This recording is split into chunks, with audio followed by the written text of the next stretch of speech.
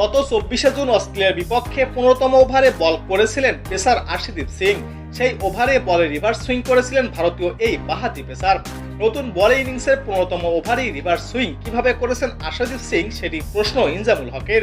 সে কারণে তিনি বল বিকৃতি করা হতে পারে বলে অভিযোগ তোলেন।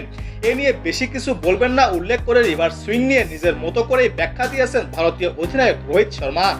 ফাইনালের আগে সংবাদ সম্মেলনে নিজেদের প্রস্তুতি ও কৌশল নিয়ে বিভিন্ন প্রশ্নের জবাব দিয়েছেন অধিনায়ক রোহিত শর্মা। এক পর্যায়ে ইনজামুলের করা বল বিকৃতির অভিযোগ তোলেন তিনি। কি উত্তর দেবেন?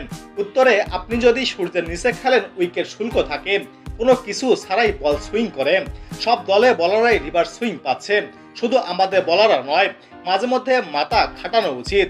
আপনাকে বুঝতে হবে আমরা কোথায় খেলছি। আমরা ইংল্যান্ড কিংবা অস্ট্রেলিয়ায় খেলছি না, আমরা খেলছি ওয়েস্ট ইন্ডিজে। এদিকে আরেক প্রশ্ন জবাবে ভারতকে শুভেচ্ছা দিতে গিয়ে আফগানিস্তানের সঙ্গে অন্যায় করা হয়েছে কিনা এই প্রশ্ন জবাবে রোহিত শর্মা বলেন, এটা কখনোই না।